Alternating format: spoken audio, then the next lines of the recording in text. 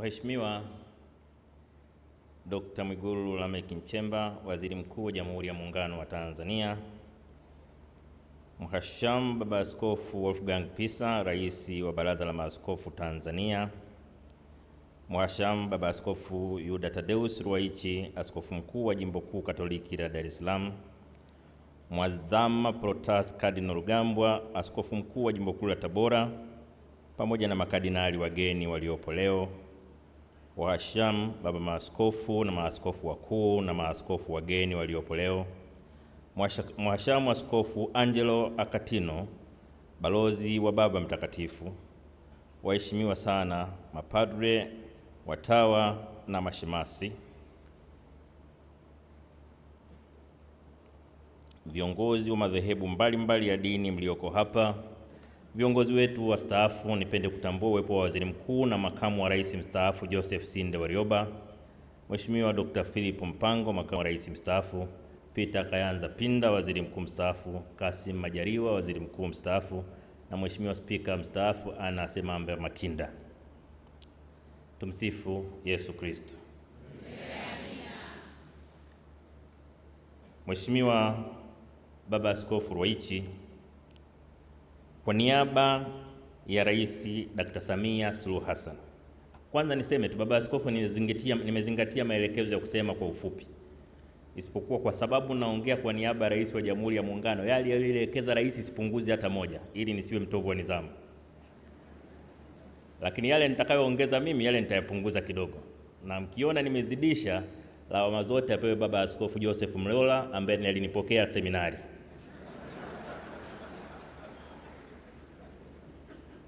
Kwa niaba ya Dr. Samia Suluhu Hassan, Rais wa Jamhuri ya Muungano wa Tanzania na serikali nzima, napenda nianze kwa kutoa pole kwa Kanisa Katoliki Tanzania na ulimwenguni kote, Wakristo wa Katoliki, ndugu, jamaa na Watanzania wote kufuatia kifo cha Baba Mwadhama Polycarp Kardinali Pengo kilichotokea tarehe 19 Februari 2026. Serikali imepokea kwa huzuni sana kifo hiki, kwani tumepoteza kiongozi mahiri na mwadilifu. Alijitoa kwa moyo wake wote kuwatumikia si wa Katoliki pekee, bali Watanzania wote wenye imani tofauti tofauti kila mahali alipopata kufanya utume wake. Tunamshukuru Mwenyezi Mungu kwa zawadi ya maisha ya Mwadhama Kardinali Pengo hapa duniani. Tunathamini uzalendo na mchango wake mkubwa katika maendeleo ya nchi yetu kiroho na kimwili. Aidha, tunapomwaga leo, naomba kila mmoja ajikumbushe wajibu wake kwa nchi yetu na kuyaishi kwa vitendo mambo yote mazuri tunayojifunza kutokana na maisha yake. Mheshimiwa Mwadhama Askofu Mkuu wa Jimbo Kuu la Dar es Salaam, tangu msiba huu ulipotokea, wa mbalimbali wameeleza kwa sifa nyingi za Kardinali Pengo na alama nyingi alizoziacha. Katika maelezo haya, naomba mniruhusu nami niseme mambo matatu kati ya mengi tunayojifunza kutoka maisha kama ifuatavyo. La kwanza, Kardinali Pengo alikuwa mtu mwadilifu sana, ambaye alisisitiza watu kuishi maisha ya kiadilifu kwa kufuata na kuzishika amri za Mungu na kuheshimu sheria mbalimbali kwa kuwa alikuwa mbobezi katika teolojia ambayo ni teolojia ya maadili na moral theology. Andisha na kuishi maadili za maisha yake. Pili, katika maisha yake Kardinali Pengo alionyesha bidii, utu na uaminifu usiotetereka kwa Injili na imani thabiti kwa Mungu wake. Alihubiri na kufundisha siku zote kuishi kwa kumtegemea Mungu. Naona alipopata changamoto za kiafya hakutetereka, bali alizidi kusimama imara akimwamini na kumtegemea Mungu. Tatu, alipenda sana maendeleo ya watu na ustawi wa jamii. Alikuwa kiongozi aliyejitoa bila kujibakiza katika kuinua hali ya maisha na kuwaletea maendeleo wa Tanzania. Alifanya jitihada kubwa katika upatikanaji wa huduma mbalimbali za jamii, hususan elimu, afya, maji na huduma kwa wenye mahitaji maalum, hasa watoto yatima, wenye changamoto za kimaumbile na wajane. Mahala pote alikofanya kazi zake za kichungaji kama askofu, kama Nachingwea, Tunduma, Masasi na Dar es Salaam, Kanisa limefanya kazi kubwa ya kutoa huduma za jamii kwa kujenga shule, zahanati, hospitali na upatikanaji wa huduma za maji. Mheshimiwa Baba Askofu Ruwaichi, waombolezaji, mabibi na mabwana, ni kutokana na kazi hizo na nyingine nyingi, hayati Mwadhama Polycarp Kardinali Pengo ataendelea kukumbukwa na kuwekwa kwenye vitabu historia ya Tanzania, Afrika na ulimwengu mzima. Hayati Kardinali Pengo ameingia kwenye orodha ya mashujaa na viongozi wetu mashuhuri ambao mchango wao katika nchi yetu kamwe hautasahaulika. Sisi kama Watanzania tutaendelea kuenzi na kuthamini mchango wake katika maendeleo ya nchi kwa uadilifu na watiifu.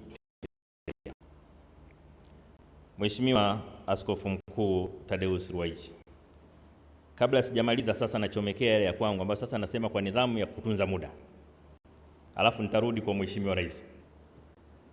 Mheshimiwa Baba Askofu, labda niseme tu kwamba na mimi nilipata bahati ya kufahamiana na kardinali kwa muda mrefu. Nilitambulishwa kwake kwa mara ya kwanza mwaka 1999 na nikawa kijana wake wa kiroho tangu mpaka anapofariki. Mara ya mwisho anapoondoka kwenda nchini India kwa matibabu, alinitafuta na kunijulisha safari yake, na mimi nilikwenda kumuaga airport.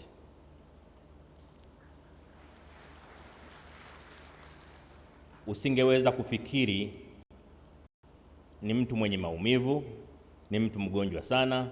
Alisimama, atembea na mimi zaidi ya hatua 20 akinionyesha ambavyo bado ana dhamira ya kuendelea kuishi. Lakini Mungu pekee yake anajua tarehe yake ya kuondoka ilikuwa lini. Baba Askofu Ruwaichi, tarehe 12 mpaka 15, Mheshimiwa Rais wa Jamhuri ya Muungano wa Tanzania Dr. Samia Suluhu Hassan alikuwa na safari ya kikazi nchini Ethiopia, na kwa utaratibu wa katiba ya nchi yetu alinikabidhi mamlaka ya urais wa nchi yetu. Akiwa angani ndio nilipoletewa simu ya kujulishwa hali ya Mwadhama Polycarp Pengo imebadilika, lakini pia amesisitiza kwamba chochote kinachoweza kutokea kwake atafarijika kikitokea akiwa ndani ya ardhi ya Tanzania.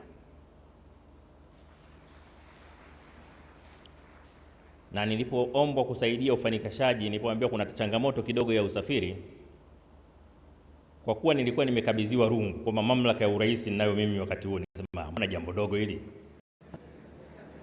Mbona jambo dogo?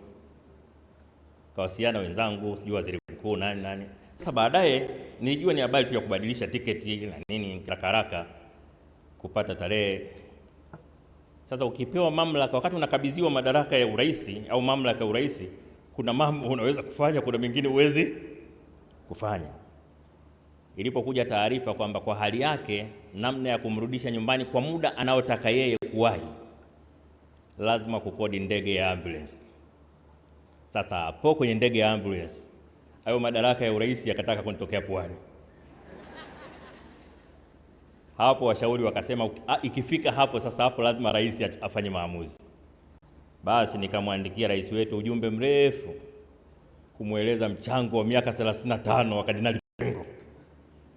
Alifanya hivi. Mwisho rais akasema makamu, mbona unazunguka sana, sema shida ni nini? Nikamwambia shida air ambulance. Rais Samia akasema nimeridhia, fanyeni mchakato, ifanyike haraka sana.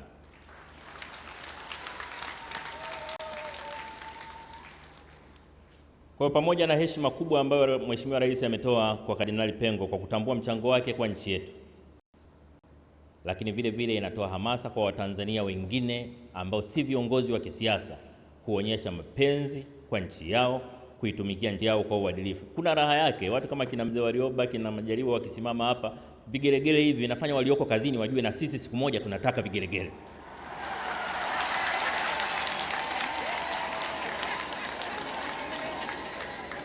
Lakini pia kujua kwamba nchi hii kila mtu ana nafasi na wajibu wa kuitumikia.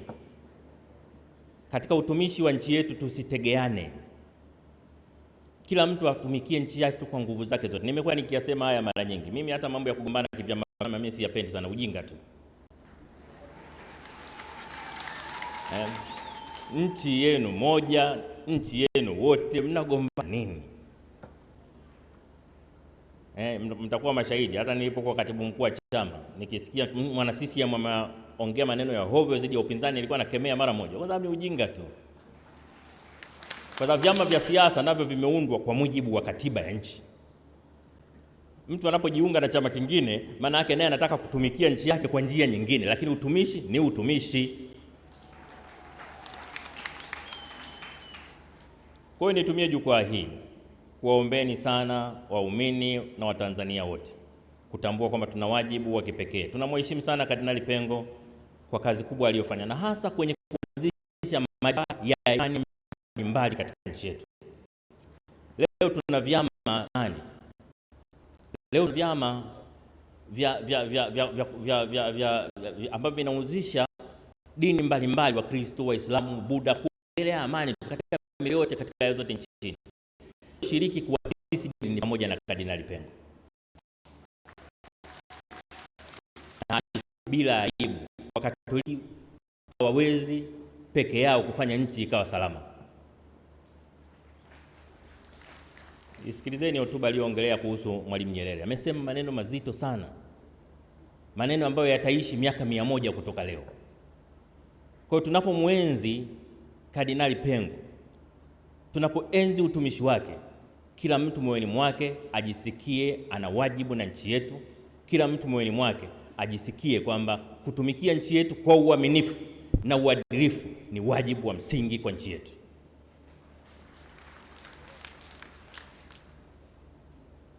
Mababa Askofu, niombe kuwahakikishia sisi kwa nafasi yetu tutaendelea kujitahidi. Kazi ya kutumikia nchi sio rahisi sana, ni ngumu, ina vishawishi, ina vitisho, lakini ndio maana maaskofu, mapadri, mashehe wapo, ili watumishi wengine katika maeneo mengine mizigo inapoelemea, maaskofu, mashehe, mapadri wote waweke mikononi mwa Mungu. Kwa hiyo tunaomba msituache katika maombi yenu, msituache katika maombi yenu. Tutaanguka mara nyingi, tuombeeni tuamke.